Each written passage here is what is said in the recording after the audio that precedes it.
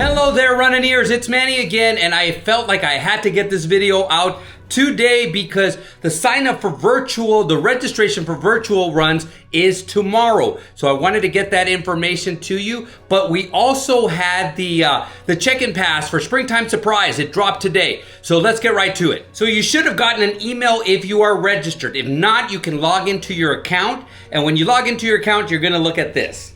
So when you log into your account under Springtime Surprise, you're going to see this blue Get Check-in Pass box, which you are going to click. So it's going to take you to this page where you're going to see your bib number, your challenge shirt size, your coast-to-coast eligibility, and your photo pass ID.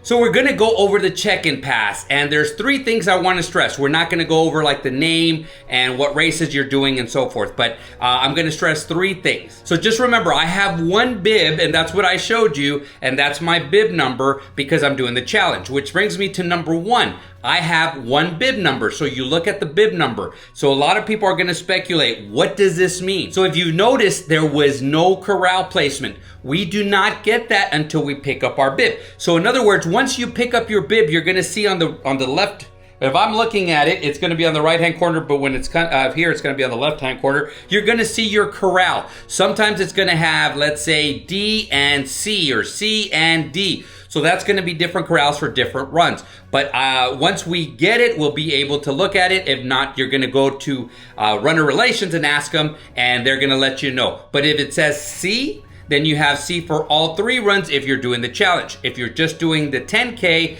and you have C, then you are just in C for that run. So the next thing, because people have already started to speculate online, and I already saw it, was coast to coast eligible or not eligible. So a lot of people are really concerned because they signed up and this is gonna be their 10-miler and they're running again in September.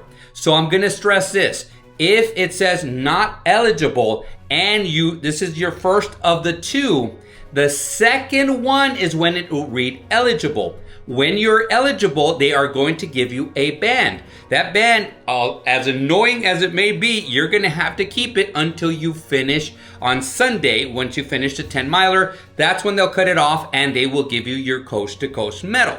If you are doing the first of these runs during Springtime Surprise, so this is the first one, you're doing the 10-miler and you're gonna be finishing off in September. It is going to read not eligible until September. Once you get it in September, it will read eligible.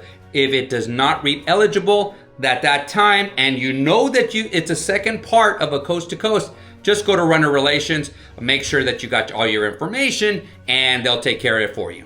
And the third thing, which I think is really important, is the photo pass ID. You're gonna have one photo pass ID per bib, and it's not your bib number anymore. So you're gonna look at that and it's gonna be unique, and it's 16 digits, letters and numbers, a combination of those.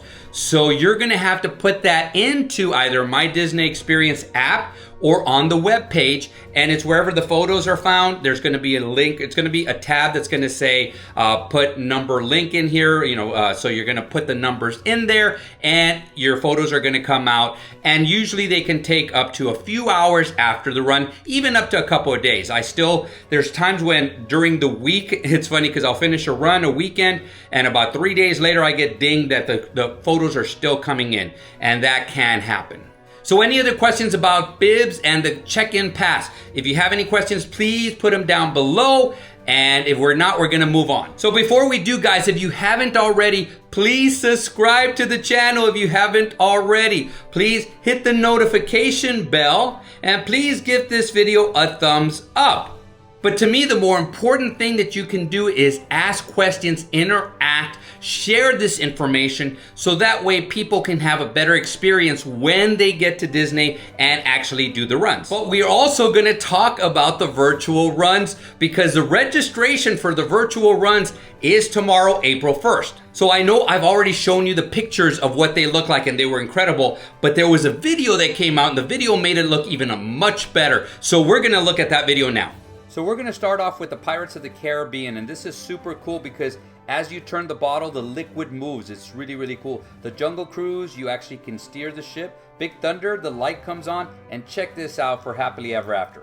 So guys, I was so excited to look at them. It tempted me to do these. I'm not sure until tomorrow morning if I'm gonna get these, but I'm probably not. I'm gonna pass because I do so many of the live Disney runs and I really would like somebody else to get these medals. But there's 3 things that I wanted to go over the medals, or I wanted to go over registration and the medals for the Run Disney virtual series. So the first thing is the experience itself. And so a lot of people will buy them and say, man, I got some cool ornaments, I got some cool merchandise, whatever it is. But what I really would suggest that you do, especially if you sign up for these, is use them as a training run. As a matter of fact, it's 5Ks. You can walk a 5K, 3.1 miles in the park. It's going to be something that you can do active, you can do with friends, you can do with family.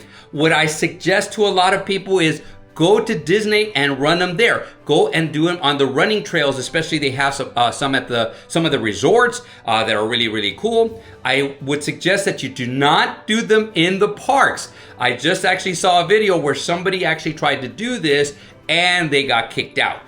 Disney does not like running in the parks. As a matter of fact, if you're there and you're running, especially at rope drop, they're gonna say, don't run! So this is a really, really mean it that you cannot run in the parks. The guy was trying to act like he was trying to find his children and it didn't work out for him. He actually got thrown out. You cannot do this. So please do not try to break the rules. Do not get around the rules because after a while, it's just gonna be stricter for the rest of us. Now, number 2, if you notice, they were the most elaborate medals that I have seen, especially for a virtual run. They were so cool. I loved them, but that also means a better chance of them breaking down. There's more things for them to break down, especially the ones that have lights.